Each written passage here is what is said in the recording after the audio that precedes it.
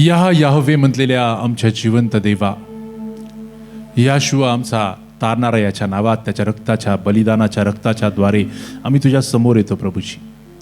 आम्ही यावेळेला स्वतःला रिक्त करीतो माझ्या देवा. आम्ही रिक्त झालेलो आहोत माझ्या प्रभूजी, कारण आम्हाला तुझ्यापासून भरायचं आहे. आमच्या स्वतःचं काहीच नाही प्रभूजी, आम्हाला तुझ्यापासूनच्या गोष्टी हव्या आहेत.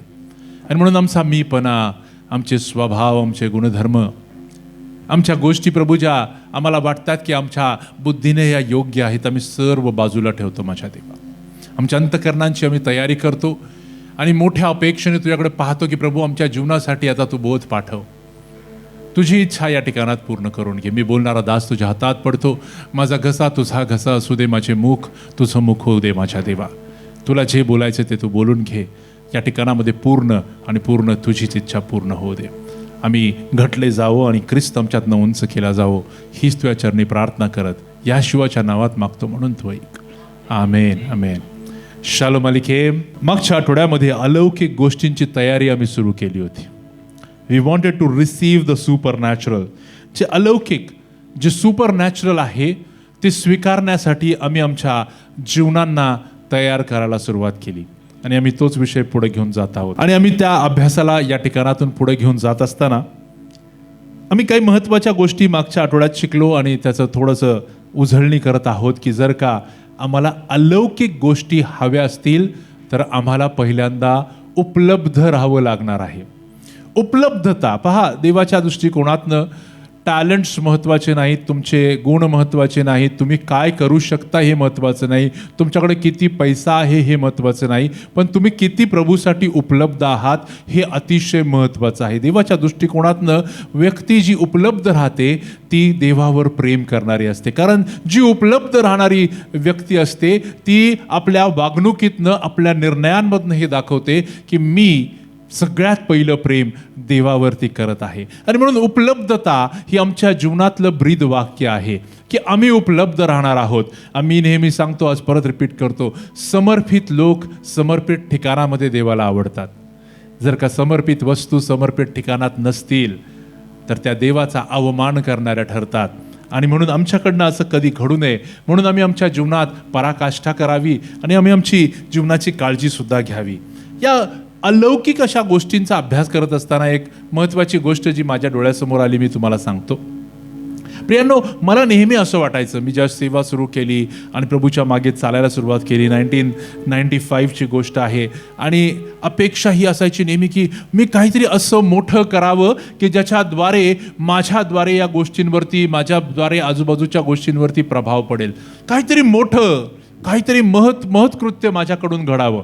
आणि ज्यावेळेस या गोष्टींना नवीन विश्वास नारा हा नेहमी अशाच पद्धतीने विचार करतो, त्याची अपेक्षा असते मी पण असं करावं. आणि ज्यावेळेस आम्ही पवित्र शास्त्र वाचायला लागतो आणि पवित्र शास्त्रातल्या गोष्टी पाहायला सुरुवात करतो, पहिलं चारित्र्य येतं जे अतिशय प्रबळ आम्हाला दिसतं. आणि मग आम्हाला दिसून येतं की नोहा, त्याचा आजोबा हनोक, आणि मग हनोकाला देवाने नेलं. आणि कधी कधी अशी इच्छा होती की आम्ही सुद्धा या व्यक्तीसाठी व्हावं. आम्ही पुढे जाऊन पाहतो एलिया दिसतो, आम्ही जाऊन पाहतो दावीद दिसतो, गल्ल्याताला ठार करणारा आम्हाला दावीद दिसतो, यहोशुवा दिसतो, होय लाड समुद्र दुभागणारा मोशे दिसतो. आणि या मोठ्या महत्कृत्याच्या गोष्टी सर्व पाहत असताना आम्हाला सुद्धा वाटतं की आम्ही सुद्धा असं व्हावं. आणि मग ज्यावेळेला आम्ही अशा दृष्टिकोनातनं, अशा मोठ्या गोष्टी करण्याच्या दृष्टिकोनातनं आमच्या जीवनाचा प्रवास करतो, मी तुम्हाला सांगतो आमचा एक निर्णय खूप चांगला असतो. कधी तुम्ही हा अनुभव घेतला का पहा, आम्ही देवाला म्हणतो प्रभू मी तयार आहे, मी जसं हवं तसे तुझी सेवा करायला तयार आहे. आणि आम्ही म्हणतो प्रभू माझा उपयोग कर. परंतु सेवेमध्ये एक महत्त्वाची गोष्ट घडते, मी तुम्हाला समजवून सांगत आहे. ज्यावेळेस तुम्ही सेवा सुरू करता त्यावेळेला अनेक प्रसंगांमधनं तुम्ही जाऊन धडे शिकणार आहात. प्रत्येक अनुभव हा धडा असणार आहे. आणि त्या धड्यामध्ये आमचे निर्णय, आम्ही पास होतो का फेल होतो हे ठरवतात. आमच्या जीवनात अनेक वेळेला लोक आमच्या कष्टांना पाहणारच नाहीत. अरे मी इतके दिवस झालो हे करतोय पण हे माझ्या मंडळीतले कोणीच लोकांना याची ते दाद देखील घेत नाहीत. मोठ्या गोष्टी करण्याची अपेक्षा असते. अरे मी एवढं करतोय, मी त्याग करून मी दर आठवड्याला इथं वेळेत हजर असतो पण माझं नाव कधी घेतलंच जात नाही. है ना. मी एवढं छान गातो परंतु माझा आवाजच सोडला जात नाही, किंवा मी एवढं छान वाद्य वाजवतो आणि मला चान्सच मिळत नाही. हे अनुभव आहेत आणि या अनुभवांमधनं धडे मिळत आहेत. आणि या सर्व गोष्टी करत असताना एक फार महत्त्वाची गोष्ट चालू असते, ते म्हणजे परमेश्वर आम्हाला पाहत असतो. मी तुम्हाला सांगतो, आम्हाला सर्वांना या अनुभवातनं जावं लागेल की जिथं लोक आमच्या मागे काही कुभांड रचतील, लोक आमच्या विरुद्ध बोलतील, लोक आमच्या समोर खूप चांगलं चांगलं बोलतील, लोक तुमच्या मागे काहीतरी बोलतील. आणि हे सगळे अनुभव मिळत असताना या अनुभवांमधनं एक गोष्ट जी मी शिकलो ती तुम्हाला सांगतो. मोठ्या गोष्टींची अपेक्षा कराल तर तुम्ही नाराज व्हाल. काय व्हाल? नाराज व्हाल. आणि ज्यावेळेस नाराजगी येते ना, आम्ही मागे पडतो. आम्ही उपलब्ध राहायला सुरुवात करत नाही. परंतु जो त्या परिस्थितीत तग धरून राहतो. तुम्हाला नोहा आठवतो का हो? नोहा आठवतो? किती वर्ष तो एकच संदेश देत राहिला, पाऊस पडणार आहे आणि पूर येणार आहे. लोकांनी ऐकलं का हो त्याचं? लोकांनी ऐकलं का त्याचं? कुणीच त्याची दाद घेतली नाही. तो डिमोटिवेट झाला असेल का? आज त्याला वाटलं असेल का की काय मी एवढं जीव तोडून सगळ्यांना सांगण्याचा प्रयत्न करतोय पण हे लोक माझ्या ऐकत नाहीत. होय, त्याला वाटलं असेल. त्याने आपल्या नातेवाईकांना सांगायला सुरुवात केली असेल, त्यांनी नावं ठेवायला सुरुवात केली असेल. हा वेडा झालाय, कारण पाऊस काय असतो त्यांना माहितीच नव्हतं. तोपर्यंत पृथ्वीवरती पाऊसच पडला नव्हता. आणि म्हणून ज्यावेळेस आम्ही एखादी गोष्ट अशी सांगण्याचा प्रयत्न करतो ज्याचा अनुभव समोरच्याला नसतो किंवा त्याची पात्रता नसती ती गोष्ट समजण्यासाठी, त्यावेळेला त्याच्याकडनं आम्हाला जसा हवा तसा प्रतिसाद मिळत नाही. आणि मग ज्याला हवा तसा प्रतिसाद मिळत नाही प्रियांनो, आम्हाला आतून दुःख होतं, आतून खंत होते. काय हे? मात्र त्या सर्व धड्यांमध्ये नोहाने एक गोष्ट केली. नोहा रोज रोज रोज कुटुंबाला घेऊन एकच काम करत राहिला आणि म्हणून त्याचं कुटुंब हे तारलं गेलं. त्याने लोकांकडे पाहिलं नाही, त्यांचे शब्द ऐकले नाहीत, त्याने परिस्थितीकडे पाहिलं नाही, त्याच्या विरोधात कोण काय करते पाहिलं नाही. त्याचं फोकस होतं त्याच्या पाचारणाकडे. नोहाचं पाचारण होतं तारू बांधणे. तारू अशा परिस्थितीत बांधणे ज्याला पाऊस नावाची गोष्टच लोकांना माहित नव्हती.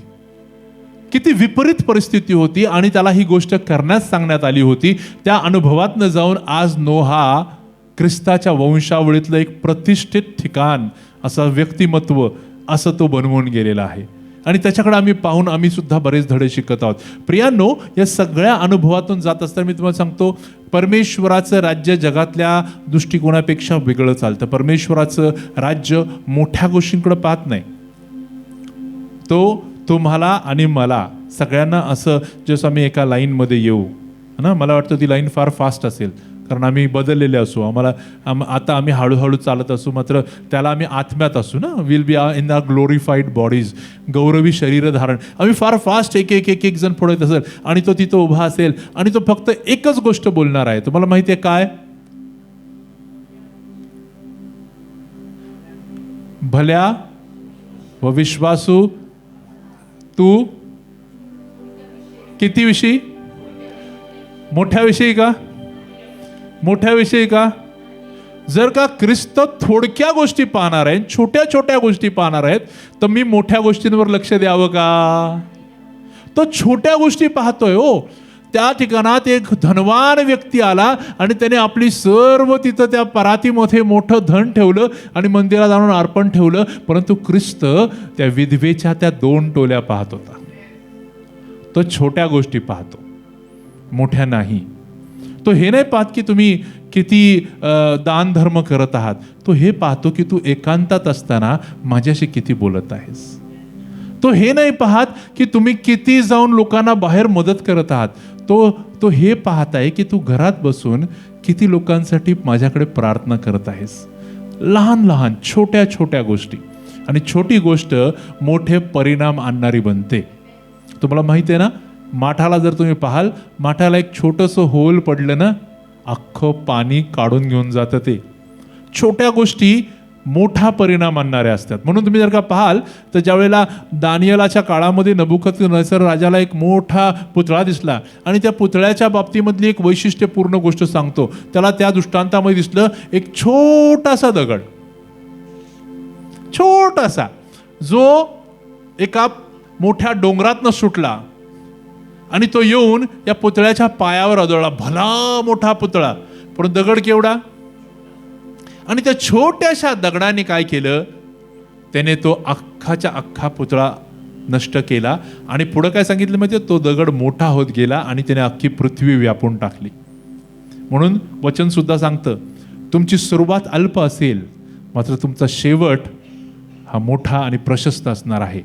म्हणून छोट्या छोट्या गोष्टींवर लक्ष द्यायला सुरुवात करूया. अगदी छोट्या छोट्या गोष्टी. ख्रिस्ताच्या जन्मोत्सवाच्या या सगळ्या दिवसांमध्ये लोक वेगवेगळे चारित्र्यांचा अभ्यास करतो. अशाच एका छोट्या गोष्टींमध्ये विश्वासू राहणाऱ्या व्यक्तिमत्वाची आज मी तुम्हाला ओळख करून देणार आहे. ज्यास आम्ही ख्रिस्ताला पाहतो, मागी लोकांना पाहतो, जे एवढा मोठा तांडा उंटाचा घेऊन त्या यरुशलेमेमध्ये आले, त्यांना पाहतो. देवदूतांचं पॉयर पाहतो, मेंढपाळांचं धावणं पाहतो, मरियेचा त्याग आणि समर्पण पाहतो. त्याला एक व्यक्ती फार छोटा वाटू लागतो, तो आहे योसेफ. मी आजपर्यंत अनेक वेळेला क्रिसमसचे संदेश ऐकले, पण मी कधीच कुणाला योसेफाबद्दल शिकवतेला ऐकलं नाही. कधी तुम्ही ऐकलं का हो? बघा बरं. का? कारण तो फार छोटा आहे. मात्र मला तुम्हाला या छोट्याशा गोष्टी करणाऱ्या व्यक्तीतल्या जीवनातनं आम्ही काय काय प्रभू आम्हाला दाखवत आहे. आणि का बरं हा योसेफच परमेश्वराने निवडला. मी काल रात्री विचार करत होतो, मनन करत होतो की का मरियेलाच का निवडला असेल. मरियेलाच का? अनेक स्त्रिया असतील तिच्या आधी, तिच्या नंतर, तिच्या बरोबर, पण तिलाच का निवडला असेल. योसेफालाच का निवडला असेल. आणि ते पण मरियेला तो वाग्दत्त होण्याच्या आधी देखील निवडून तिला तिला तिला तिच्या उदरात बाळ देऊ शकला असता, बरोबर. त्याच्या आधी का नाही केलं, त्याच्यानंतरच का केलं. आणि या गोष्टींचा मी विचार करत असताना देवाचा आत्मा काही गोष्टी मला सांगत गेला, मी तुमच्यासमोर मांडणार आहे. पहिली गोष्ट, मरिया ही नाथानापासून, नाथान कोण होता ते सांगतो मी. दाविदाच्या पुत्रांमधला एक पुत्र होता, त्याचं नाव होतं नाथान. नाथान संदेष्टा वेगळा. नाथान दाविदाचा मुलगा होता. त्याच्या कुळामध्ये, दाविदाच्या नंतर नाथानाच्या कुळामध्ये मरिया जन्माला आली होती. पहिली गोष्ट. परंतु प्रॉफेसी होती की याशुवा जेव्हा जन्माला येईल तर यहुदाच्या राजघराण्यात जन्माला येईल. भलेही नातान राजघराण्यात होता, पण राजगादीचा अधिकारी नव्हता. राजगादी मात्र शलमोनाकडे होती. आणि म्हणून जर का देवाची ही प्रॉफेसी पूर्ण करायची असेल तर अशी व्यक्ती सुद्धा त्या ठिकाणात गरजेची होती ख्रिस्ताच्या या जन्मामध्ये, की जी शलमोनाच्या कुळामध्ये पुढे वाढलेली असेल. आणि म्हणून परमेश्वराने अतिशय सुव्यवस्थितपणे एका बाजूने नाथानाच्या घरामध्ये मरिया, शलमोनाच्या घरामध्ये योसेफ, ते वाग्दत्त झाले. आणि आता परमेश्वराला एक फार महत्त्वाची व्यक्ती लागणार होती, कारण मरिया कुमारिका असताना तिला अनेक प्रश्न येणार होते आणि तिची जबाबदारी पूर्ण करणं हे तिला एकटीला शक्य होणार नव्हतं. तिला संरक्षण लावणार होतं, तिचं संगोपन कोणीतरी करावं लागणार होतं. जिथं अख्खा जग तिच्या विरुद्ध उभं राहील, तिचं कोणीतरी तिच्याबरोबर उभं राहायला पाहिजे होतं. हे देवाला ठाऊक होतं. आणि म्हणून देवाने योसेफाला निवडलं. It was all planned. आमच्या जीवनामध्ये होणाऱ्या गोष्टी सगळ्या प्लान्ड असतात. असंच काहीच घडत नाही. विश्वासदारांनो, एकच गोष्ट लक्षात ठेवा, सर्व गोष्टी देवाने प्लान केलेल्या असतात. काय देवाला अंत माहिती आहे का? होय, देवाला अंत माहिती. काय देवाला माहिती आहे मी उद्या चुकणार आहे? होय, ते पण त्याला माहीत आहे. आणि तुम्ही चुकणार आहे म्हणून तो तुम्हाला त्याच्या परवाच्या दिवशी काय करायचं हे पण त्याने ठरवून ठेवलं तुमच्याबरोबर. म्हणून जर का देवाला सगळं ठाऊक आहे, त्याने या दोघा उभयतांना तयार केलं. आणि मग एक दिवस असा आला प्रियांनो की मरियेबरोबर देवदूताचं बोलणं झालं. मरियेने स्वतःला उपलब्ध करून दिलं. ती म्हटली, मी तुझी दासी, या अलौकिक गोष्टीसाठी मी तयार आहे. आणि तिच्या उदरामध्ये बाळ जन्माला आलं. आता ही गोष्ट योसेफाला कशी कळाली बरं? कोणीतरी सांगितली असेल ना? कोणी सांगितले असेल बरे? कारण मरियेला त्या सर्व वृत्तांतामध्ये असं कुठं सुद्धा लिहिलेलं नाही की तिने आपल्या आईबापांना सांगितलं. एक अंदाज असा काढू शकतो आम्ही की तिने हे योसेफाला सांगितलं, कारण त्यांचं एकमेकांवर प्रेम होतं. ते ऑलरेडी एंगेज्ड होते, वाग्दान झालेलं होतं. आणि ज्यावेळेस तिने हे त्याला सांगितलं, तुम्ही विचार करा, ज्याला एखादी व्यक्ती आपल्या भावी स्त्रीला पाहते आणि तिच्याकडनं अपेक्षा ठेवते की ही माझ्याबरोबर विश्वासू राहील, अशा वेळेस ज्यावेळेला योसेफाला ही गोष्ट कळाली, मी तुम्हाला सांगतो तो कोसळला असेल. तो तिथं हातबल झाला असेल, तो म्हटलं असेल मी काय केलं, मी या स्त्रीशी या गोष्टी केल्या, परंतु त्याचं मरियेवरती खूप प्रेम होतं. योसेफाने ठरवलं मी योग्य गोष्ट करणार आहे. नियमशास्त्र सांगतं, नियमशास्त्रातला नियम आहे, तुम्ही कधीतरी अभ्यास करा. जर एखादी स्त्री शहरामध्ये एखाद्या व्यक्तीच्या हाती सापडली आणि त्या व्यक्तीने तिच्याबरोबर जबरदस्ती केली आणि ती गोष्ट जर लोकांना समजली, तर त्या स्त्रीला देखील आणि त्या पुरुषाला देखील दोंडमार करण्याची होती. प्रश्न हा होता, स्त्रीला का ना? पुरुषाने गोष्टी केल्या, मग स्त्रीला का? स्त्रीला यासाठी, कारण ती शहरात असताना ती आवाज मारून मदतीला कोणाला तरी बोलवू शकली असती. समजते तुम्हाला? दोघांना दोंडमार करायची होती. आठवती ती व्यभिचारी स्त्री, ख्रिस्ताकडे तिला घेऊन आले, तिचं नावच तिथं दिलंय, ती व्यभिचारी होती. म्हणजे ती स्वतःच्या मर्जीने त्या गोष्टीमध्ये सामील झाली होती, स्वतःच्या मर्जीने. म्हणून तिथं त्या लोकांनी तिच्याबरोबर जो व्यभिचारात सापडलेला व्यक्ती होता त्याला आणला नव्हता. म्हणून ख्रिस्त म्हणतो, तुमच्यातला असा कोण आहे ज्याने पाप केलं नाही त्याने पहिला दगड मारावा. कारण तुम्ही एक पाप केलंय की ज्याने पाप केलंय त्याला तुम्ही लपवलंय, त्याला तुम्ही माझ्यासमोर आणलंच नाही, त्याला तर तुम्ही दंड देतच नाही. तुम्ही हिला धरून माझ्याकडे आणलेला आहे आणि ही तुमची चूक आहे. त्याने त्यांचं पाप त्यांना दाखवलं. बर, एखादी स्त्री, एखादी कुमारिका ही जर का शेतामध्ये आहे, एकटी आहे, आणि तिथं तिच्याबरोबर काही घडलं आणि जर का त्याच्याद्वारे काही गोष्टी समोर आल्या, तर तिथं फक्त पुरुषाला मारण्यात येत होतं. का? कारण तिला तिथं सोडवणारं कोणी नव्हतं. त्याने तिच्या आईवडिलांना एक मोठी रक्कम द्यायची होती आणि जर का त्याने पश्चाताप केला तर पुढे तिथं आहे की त्या ठिकाणामध्ये ते त्यांचं लग्न देखील करून देण्यात येत होतं आणि ती त्याची बायको आहे, तो कधीच तिला सोडचिठ्ठी देणं त्याला परवानगी नव्हती. या सगळ्या अशा अभ्यास करणारा योसेफ या सर्व गोष्टींचा त्याने अभ्यास केला. तो जणू काय नियमशास्त्र घेऊनच बसला की देवाची इच्छा काय. त्याच्या लक्षात आलं की ही गोष्ट म्हणजे आता मरियेला ठार मारणं आहे. म्हणून त्याने एक गोष्ट केली. तो म्हटला, मी गुपचूप हिला काय, मी सोडचिठ्ठी देतो. ही गोष्ट लक्षात ठेवा. तो तिला तिच्या हाताला धरून तो वडीलजनांकडे घेऊन जाऊन वेशीत उभा करू शकला असता, परंतु त्याने ते केलं नाही. त्याने तिच्यावरती दया दाखवली. त्याने योग्य गोष्ट पण अतिशय प्रेमानं हाताळली. आमच्या जीवनात असे प्रसंग येणार आहेत ज्याला आम्हाला योग्य गोष्टी करायच्यात, मात्र त्या प्रेमाने हाताळायच्या. मी तुम्हाला सांगतो, ज्या त्याने तो निर्णय घेतला की मी आता हिला सोडणार आहे आणि मी ह्या गोष्टी करणार आहे, त्या रात्री त्याला देवदूताने दर्शन दिलं. आता पहिलं मत्तई 1 आणि 19 वचन म्हणतं, तिचा पती योसेफ नीतिमान होता आणि तिची बेअब्रू करण्याची त्याची इच्छा नसल्यामुळं तिला गुप्तपणे सोडण्याचा त्याने विचार केला. गुप्तपणे प्लॅनिंग चालू आहे, मनामध्ये विचार चालू आहे. आणि असे विचार मनात घोळत असता पहा, जे प्रभूने मरियेबरोबर केलं अगदी तसंच योसेफाबरोबर केलं. तो विचार करत असताच प्रभूच्या दूताने त्याला स्वप्नात दर्शन देऊन म्हटले, योसेफा, दाविदाच्या पुत्रा, तू मरियेचा आपली पत्नी म्हणून स्वीकार करण्यास अनुमान करू नकोस, कारण तिच्या पोटी जो गर्भ आहे तो पवित्र आत्म्यापासून आहे. वचनाचा अभ्यास करणाऱ्या योसेफाने पटकन लक्षात आणून दिलं की होय, यशया संदेष्टाने ही भविष्यवाणी केली होती, कुमारी गर्भवती होईल.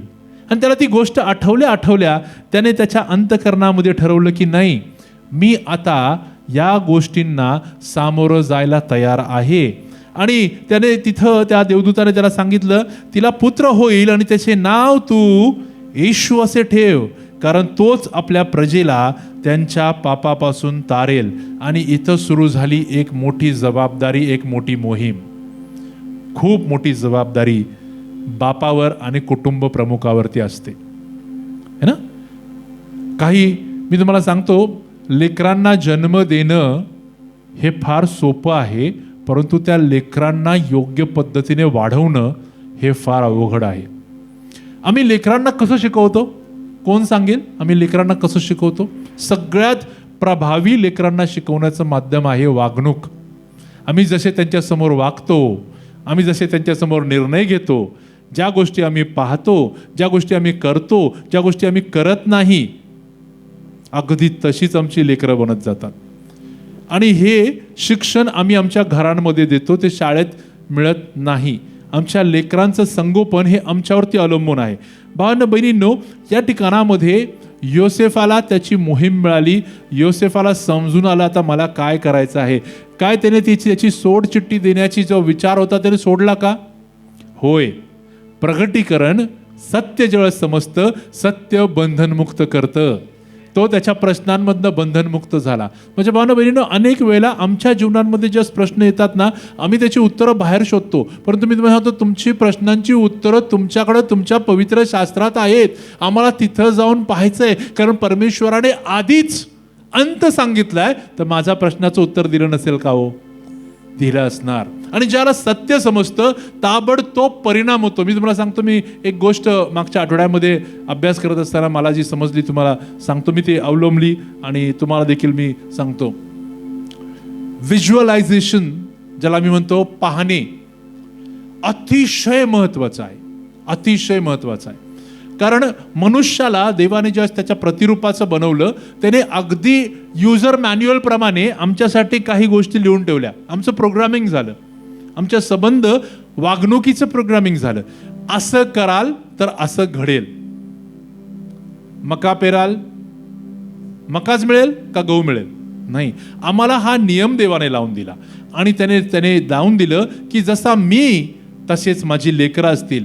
आणि म्हणून ज्याला आम्ही व्हिज्युअलाइज करायला सुरुवात करतो, आम्ही पाहायला सुरुवात करतो, आमच्या विश्वासाच्या नजरावर करतो, त्यावेळेला जे पाहतो ते प्रत्यक्षात अवतरण्याची सुरुवात होते, प्रत्यक्षात घडण्याची सुरुवात होते. कधी तुम्हाला जर का त्या गोष्टी हव्या असतील ना, तर तुम्ही ते करा.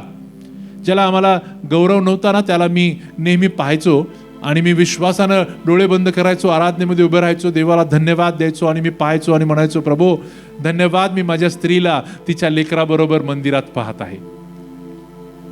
पाहायला सुरुवात केली, पाहायला सुरुवात केली आणि आज तुमच्या समोर त्याचा रिझल्ट आहे.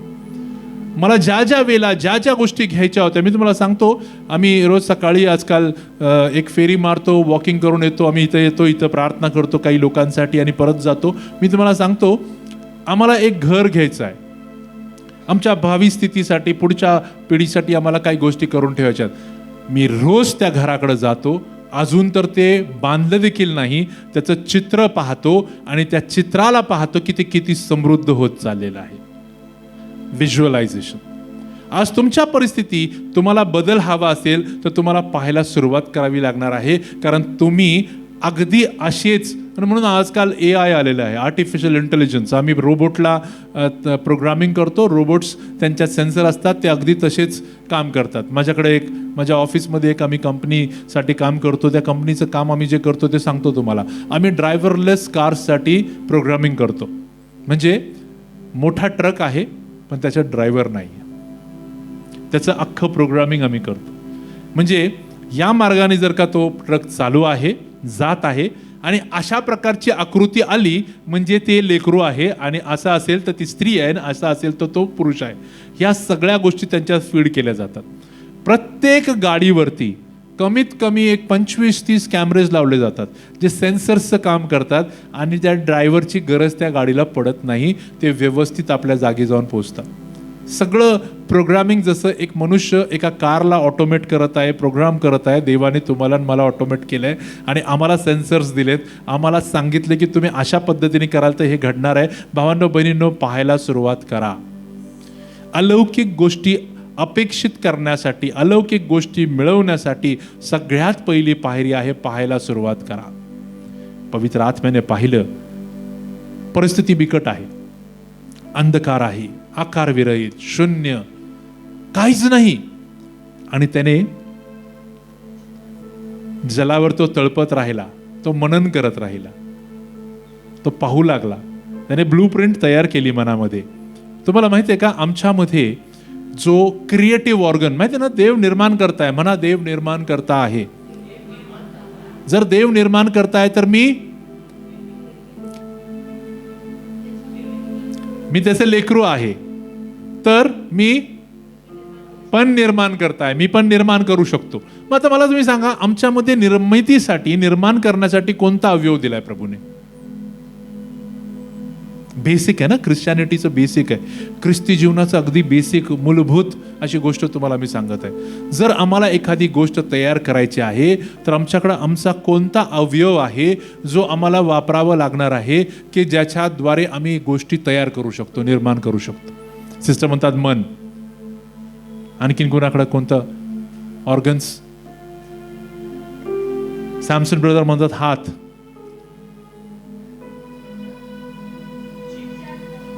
जीभ, बुद्धी, विचार. ओके, अजून? ओके, तुम्हाला मी एक सिंपलची गोष्ट सांगतो. ओके, शाळेत लेकरांना शिकवलं जातं, इनपुट, प्रोसेसिंग. अरे प्रोसेसिंग करा ना. Input, processing, output. सगळ्यांना शिकलं ना? इनपुट आत येतं, प्रोसेस होतं. उदाहरण देतो, ऊस जातो, इनपुट, प्रोसेसिंग होतं, आउटपुट रस. हे तर एकदम साधं, तुम्ही तर सगळीकडे बघितलेलं आहे. मग असं इनपुट देणारी साधनं तुम्ही मला सगळ्यांनी सांगितलीत. हात, पाय, जीभ, डोळे, कान, नाक, हे सगळे इनपुट देतात. इनपुट. प्रोसेसिंग कुठं होतं? कोणीतरी ब्रेन म्हटलं. आता तुम्हाला एक महत्वाची गोष्ट सांगतो. याच्यामध्ये एक इम्पॅक्टफुल गोष्ट सांगतो तुम्हाला. आणखीन एक उदाहरण देतो मी. ओके, आम्ही पाणी घेतो, गॅसवरती ठेवतो, गरम करतो. पाणी आधी कुठल्या फॉर्ममध्ये असतं? लिक्विडमध्ये असतं. नंतर ते कोणत्या फॉर्ममध्ये बनतं? गॅशियस स्टेटमध्ये जातं. आम्ही त्या वाफेला पकडलं, एका भांड्यामध्ये घेतलं आणि जे फ्रीजरमध्ये नेऊन ते भांडं ठेवलं, तर त्या भांड्याच्या आत काय तयार होणार? बर्फ. स्टेट्स कळाल्या वेगवेगळ्या. इथली जी मधली स्टेज होती ना, ती होती गॅशियस स्टेट, ज्याला आम्ही न्यूमॅटिक स्टेज म्हणतो. न्यूमा म्हणजे एअर, हवा. ओके, आणि म्हणून ख्रिस्ताला काही लिखाणांमध्ये ख्रिस्ताचं नाव आहे न्यूमॅटिक क्राइस्ट. Pneumatic Christ. तुम्ही किर्लोस्कर न्यूमॅटिक्स ऐकलं असेल, कंपनी आहे हडपसरला, किर्लोस्कर न्यूमॅटिक्स. न्यूमॅटिक्स म्हणजे काय की वाफेवरती काम करणारे मशीन्स ते बनवतात. न्यूमा म्हणजे आम्ही त्याला श्वास देखील म्हणतो बायबलच्या भाषेमध्ये. न्यूमा इज श्वास. न्यूमॅटिक क्राइस्ट म्हणजे काय तर आत्म्याच्या स्वरूपात असणारा ख्रिस्त. ठीक आहे. आता मी तुम्हाला सांगतो, ज्याला तुमचे सगळे सेन्सरी ऑर्गन्स काम करतात आणि इनपुट देतात. इनपुट आल्यावरती आतमध्ये एक ऑर्गन आहे ज्याच्यावर मी खूप वर्षांपूर्वी शिकवलं होतं, ज्यांना आठवतं त्यांना. त्याला म्हणतात सबकॉन्शियस माइंड. प्रशूला लगेच आठवलं. काय? मन. पण कोणतं मन? जागृत मन नाही, स्वप्न अवस्थेतलं मन. कोणतं मन? स्वप्न अवस्थेतलं मन. बरं, आम्ही स्वप्न अवस्थेत कधी असतो? कोण सांगेल?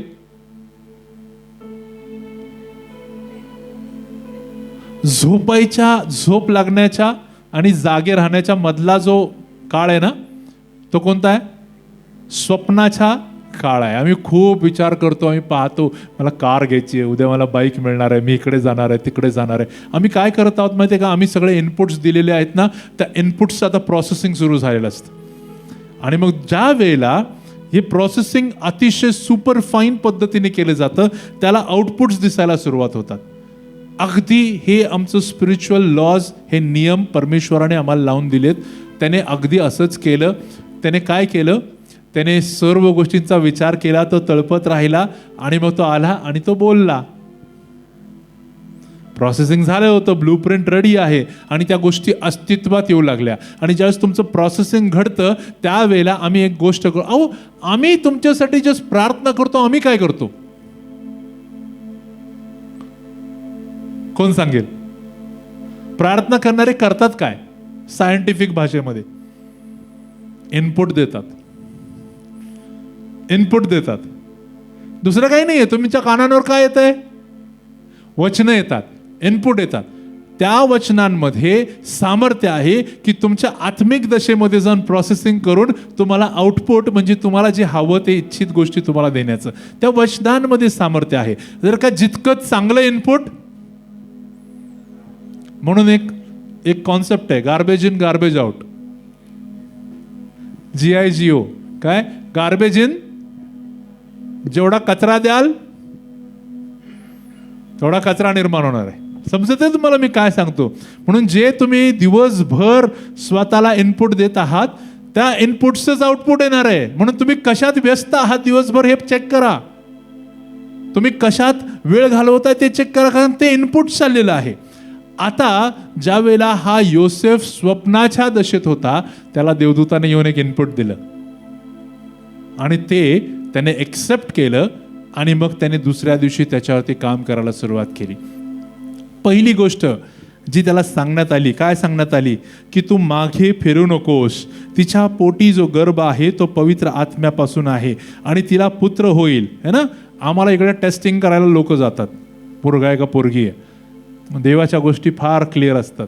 मी तुम्हाला सांगतो, आम्ही एकदा एका घरामध्ये प्रार्थनेला होतो आणि तिथे एक देवाचे सेवक आले होते आणि त्यांनी त्या ठिकाणामध्ये आम्हाला इनपुट दिला. जे मी इनपुट सांगतो ना, ते त्यांनी प्रॉफेसाय केलं, त्यांनी पाहिलं आणि त्यांनी आम्हाला सांगितलं, मी पाहत आहे एक बाळ बनियान घातलेलं हे असं धावत पळत तुमच्या घरामध्ये फिरत आहे. मॅक्सवेल लाझरस ब्रदर जे बँगलोरला राहतात ते आले होते आणि त्यांनी ही प्रॉफेसी आमच्यासाठी केली. आणि ती प्रॉफेसी आता आम्ही इनपुट तर कोणीतरी दिलं, ते स्वीकारलं पण पाहिजे ना. हां, त्या जर का ती गन्याची मशीन आहे, रसवंती गृहातली मशीन, ती आत घेतच नाही ऊस, मग रस निघेल का?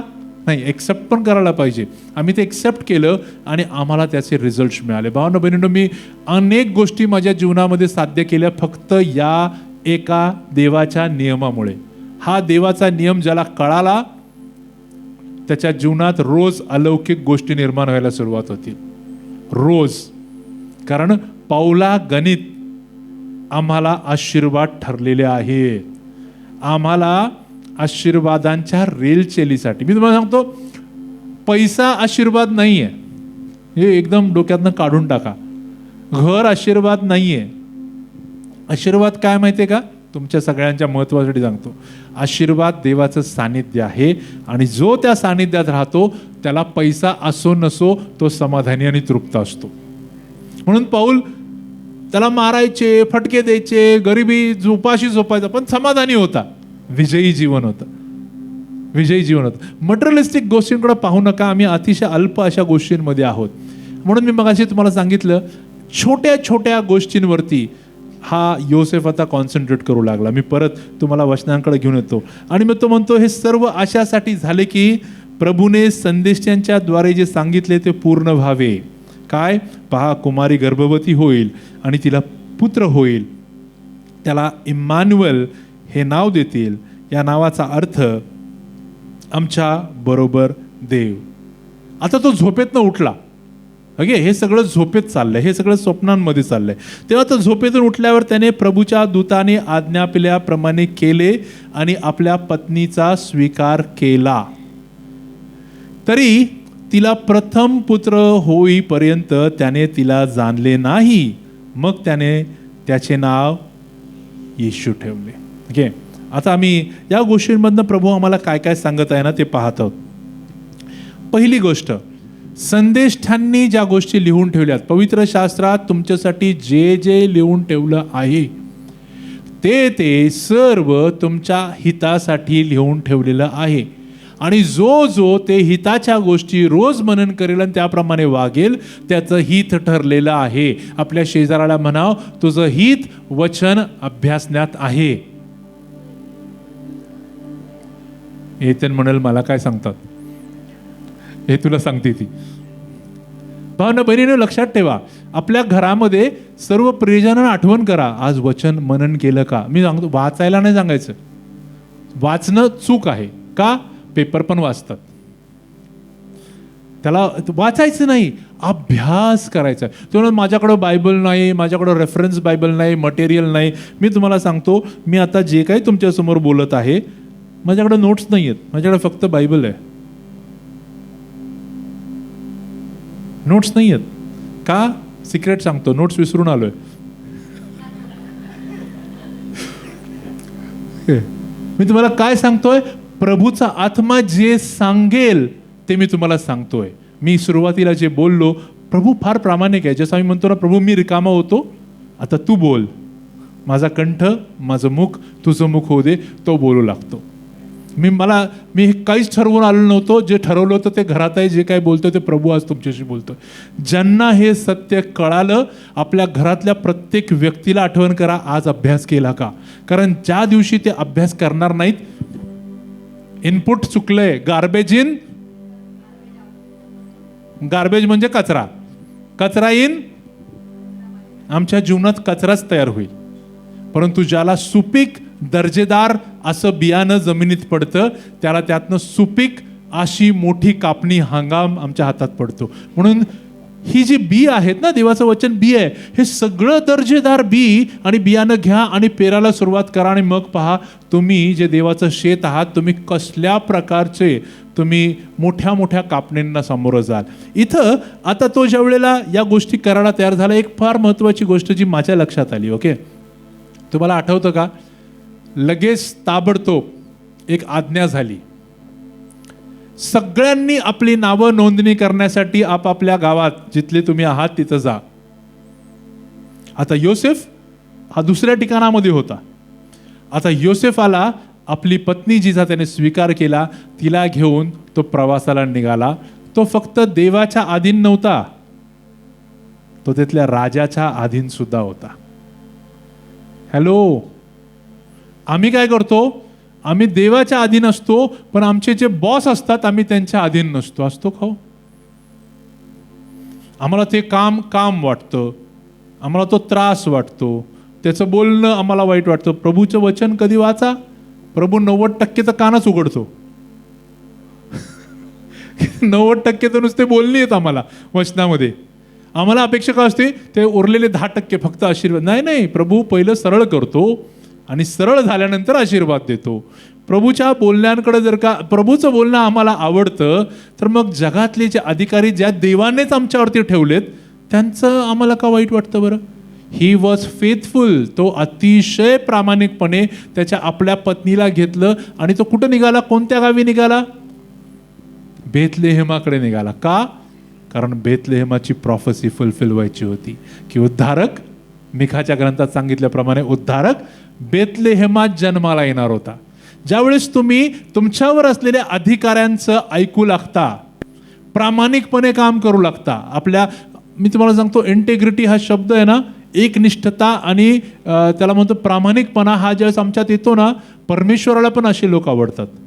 इंटेग्रिटीचे लोक. इंटेग्रिटी म्हणजे साध्या सोप्या भाषेत सांगतो, ज्याला कोणी बघत नाही ना, तेव्हा मी अतिशय प्रामाणिकपणे काम करत असणार आहे.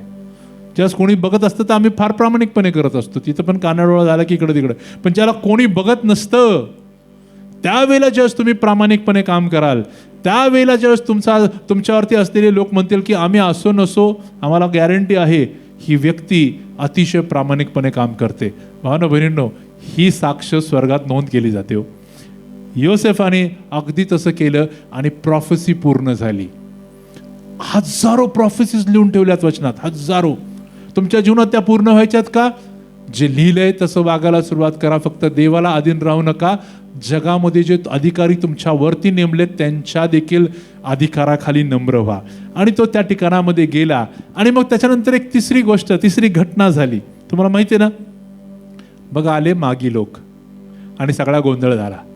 काय? हेरोद राजा त्या ठिकाणामध्ये सर्व लहान लेकरांची कत्तल करण्याचं फरमान करून मागे लागला. तर एक लक्षात ठेवा भावांनो बहिणींनो, नावनिशी का नोंदवायची असते? नावनिशी का केली जाते? नाव नोंदवलं जातं. काय म्हणतो आपण? सेन्सस का केलं जातं? यासाठी की कोण कुठला आहे, आमच्या प्रांतात किती नागरिक राहतात, कोण लोक आहेत, हे सगळं. आणि त्याच्यासाठी ज्यावेळेस हा योसेफ त्या ठिकाणामध्ये गेला, मी तुम्हाला सांगतो, त्याने एक फार महत्त्वाची गोष्ट केली. तुम्हाला त्याच्या आधी एक छोटीशी गोष्ट क्लिअर करतो आणि मग पुढे जातो. आमच्या लेकरांवर आम्ही किती प्रेम करतो? अपार प्रेम करतो. आई बाप आपल्या लेकरांसाठी काहीही करायला तयार असतात, आपला त्याग करतात, आपला स्वार्थ बाजूला ठेवतात. परंतु दुसऱ्याच्या लेकरासाठी आम्ही करतो का?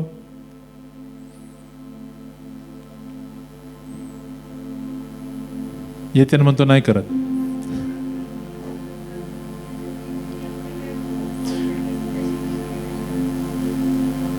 योसेफाने केलं का हो?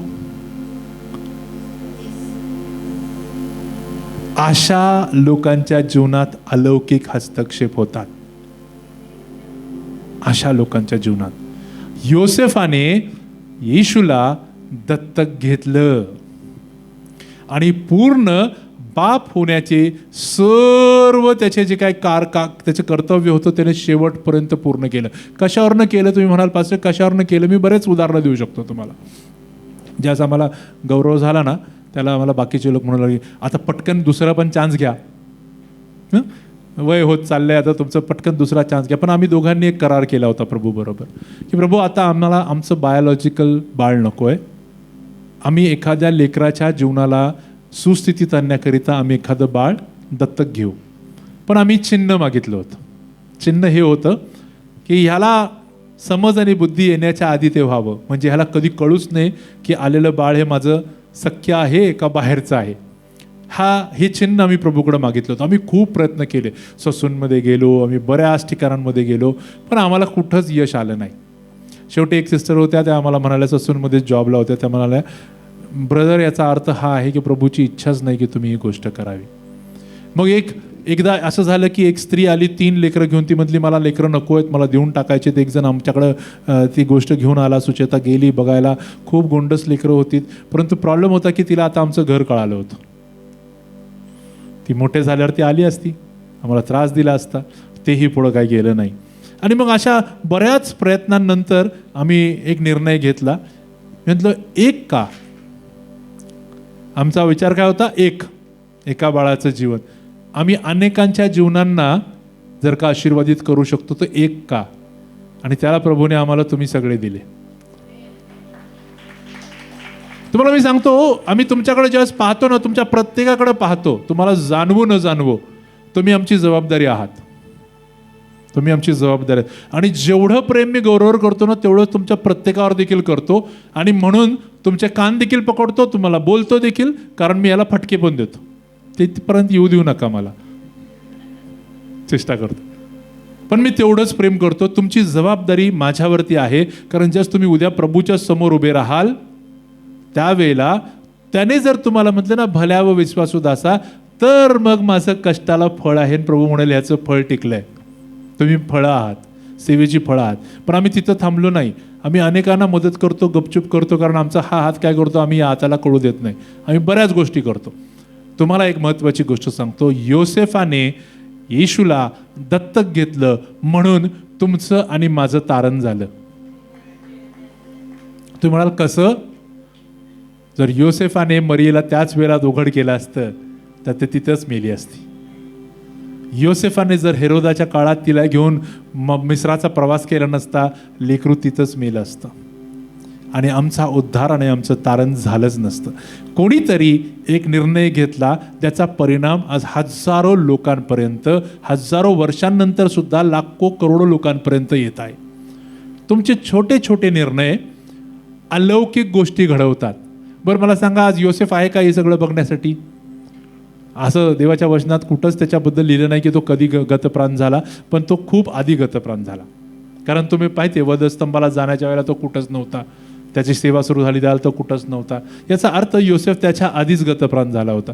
परंतु योसेफाची एक कृती ही आज आमच्यापर्यंत जर आशीर्वाद घेऊन येते, काय हे अलौकिक नाही का? दिस इज सुपरनॅचरल. हे टिकणारं सार्वकालिक असे निर्णय आहेत. भावांनो बहिणींनो, स्टार्ट अडॉप्टिंग. जबाबदाऱ्या स्वीकारायला सुरुवात करा. जबाबदाऱ्या स्वीकारायला सुरुवात करा. मंदिरामध्ये तुम्ही इकडे तिकडे बघा बरं, 1 मिनिट सगळ्यांकडे पहा, एक नजर टाका इकडे तिकडे, मागच्यांकडे पण पहा, पुढच्यांकडे पण पहा. आणि मग एक चेहरा देव तुमच्या समोर देईल आणि ती तुमची जबाबदारी असेल की मी या व्यक्तीला रोज प्रभू समोर, त्याच्या दयासनासमोर प्रार्थनेमध्ये मी घेऊन येईल. या व्यक्तीचा उद्धार, या व्यक्तीचे आशीर्वाद इथून पुढं माझी जबाबदारी आहे. या व्यक्तीचं संरक्षण, या व्यक्तीच्या कुटुंबातल्या गोष्टींची जबाबदारी माझ्यावरती आहे. तुम्ही बाहेर जाऊन तुम्हाला लेकरं अडॉप्ट करण्याची गरज नाही आहे. तुमच्याकडे इथंच अडॉप्ट करण्यासाठी अनेक भाऊ बहिणी बसलेले आहेत. ॲडॉप्ट करायला सुरुवात करा. एक लिस्ट बनवा, हे 5 लोक माझी जबाबदारी आहे. यांच्यासाठी दिवस तुम्हाला मी कधीतरी ना माझा फोन गौरवला दाखवतो बघा. मी तुम्हाला पटणार नाही अशा गोष्टी आहेत. मला एकदा एक बहीण भेटायला आली होती आणि तिची माझी ओळख अशी झाली की एका व्यक्तीच्या लग्नासाठी ती ठरवायला आली. मुलाच्या बाजूने ती होती, मुलीच्या बाजूने मी होतो आणि म्हणून तिथे लग्न ठरलं, सगळं झालं आणि या बहिणीची माझी ओळख झाली. खूप त्रास, खूप म्हणजे प्रचंड, तुम्ही विचार करू शकणार नाही अशा त्रासातनं, संकटातून ती जात होती. तुम्हाला ज्यांना पुढे आहेत त्यांना दिसत असेल, कंटिन्युअस तुम्हाला एकच गोष्ट दिसेल. काय दिसतीये? ऑडिओ फाईल्स आहेत, एकानंतर एक एकानंतर एक एकानंतर एक. रोज सकाळी आपली 6ची प्रार्थना सुरू होण्याच्या आधी या बहिणीने माझ्यासाठी प्रार्थना करून, देवाकडे रदबदली करून, माझ्यासाठीच नाही तुमच्या प्रत्येकासाठी ती प्रार्थना करते. ती म्हणते, गायकवाड पास्टरांची मंडळी कधी, तुम्हाला ऐकू का एखादं?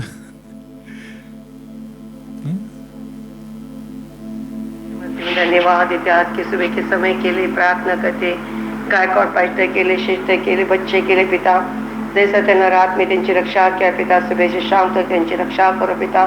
त्यांना आज की दिन भर की रोजी रोटी देना प्रभु, अच्छी तब्येत देना प्रभु. धन्यवाद देते प्रभु, धन्यवाद त्यांचे संपूर्ण परिवार के लिए, कलीसिया के लोगों के लिए धन्यवाद. त्यांच्या घर के ऊपर यीशु मसीह का लहू मांगते, तेरा सामर्थ मांगते परमेश्वरा. धन्यवाद देते प्रभु. मैं प्रार्थना विनंती करते परमेश्वर पिता, और दो तेरी महिमा परमेश्वरा, कलीसिया के लोग के अंदर पिता परमेश्वरा, हर एक को छुटकारा चंगाई वड़े दो परमेश्वर पिता. त्यांच्या परिवार के लिए भी धन्यवाद देते राजा प्रभु. यीशु मसीह फाइटर शिष्टों को पिता, बच्चों को पिता परमेश्वर, एक बीमारी से, सर्दी जुकाम से पिता, आणि हर एक अंधकार की शक्ति से पिता, दुर्घटना से त्यांची रक्षा करो पिता. त्यांच्या साथ रहना, संग रहना प्रभु. धन्यवाद देते सुबह से शाम तक त्यांची रक्षा करो प्रभु. धन्यवाद देते. प्रार्थना में यीशु मसीह के नाम से करते, आमीन. मी विचारणार नाही तुम्ही माझ्यासाठी किती वेळा करता, पण माझ्याकडं एक बहीण आहे जिच्या जीवनाला आमच्या सेवेतनं स्पर्श झाला. ती आज देखील जी कुठे जाते ती आमचं नाव घेऊन आमच्यासाठी प्रार्थना करते. अतिशय प्रामाणिक, विश्वासू आणि रात्रंदिवस. मी तुम्हाला सांगतो, आज श्रुती नाही आहे, रुत आहे, या लेकरं आमच्यासाठी जे प्रार्थना करतात ना, आम्हाला ते जास्त ऐकू येतात ना ते शब्द, असं हृदय भरून येतं की कोणीतरी आमच्यासाठी प्रार्थना करतंय. सिस्टर रमा आहेत, अतिशय कळवळ्याने माझ्यासाठी प्रार्थना करतात आणि जस्ट त्या प्रार्थनेचे शब्द कानी पडतात ना, एक फार मोठा धीर होता. तुम्हाला मी एक साक्ष सांगतो कालची. काल गौरवला ताप आला होता. त्याची परिस्थितीच नव्हती की तो येईल, वाजवेल, परिस्थितीच नव्हती. परंतु आम्ही जरी प्रार्थना केली नाही तर आम्हाला माहिती आहे आम्ही प्रार्थनेच्या कव्हरिंगमध्ये आहोत. तसंच तुमचं आहे. तुम्ही तर या बहिणीला ओळखत सुद्धा नाही, तिचं नाव तरी माहिती आहे का तुम्हाला, पण ती तुमच्यासाठी प्रार्थना करते. ही आहे ॲडॉप्शनची प्रक्रिया. तिने तुम्हाला ॲडॉप्ट केले आपल्या प्रार्थनेमध्ये. आम्हाला ते करायचंय. योसेफाने याशुआची जबाबदारी स्वीकारली आणि म्हणून याशुआ मोठा झाला. तुम्हाला आठवतं का, याशुआ सर्व नियमशास्त्र पूर्ण केलेला व्यक्ती एकमेव झाला. कसं काय होतं त्याने नियमशास्त्र पूर्ण केलं? त्याला काय 8 दिवसांचं बाळ असताना काय तो स्वतःची सुनता करायला गेला? जाऊ शकला का? कोणी केलं? ज्याने त्याला स्वीकारलं त्याने केलं. त्याच्यासाठी 2 कबूतरं घेतली, त्याचं अर्पण दिलं, त्याला वाढवलं, त्याला नियमशास्त्र शिकवलं, त्याला मंदिरात घेऊन गेला. त्याला एवढंच नाही तर जे काम योसेफ करत होता, काय काम करायचा योसेफ? सुतारकाम. त्याने त्याच्या मुलाला ते शिकवलं आणि त्याला तयार केलं. बापांनो, किती बाप आहेत? हात वर करा आणि उभे राहा बरं जरा. हात वर करून उभे राहा, हात वर करून उभे राहा.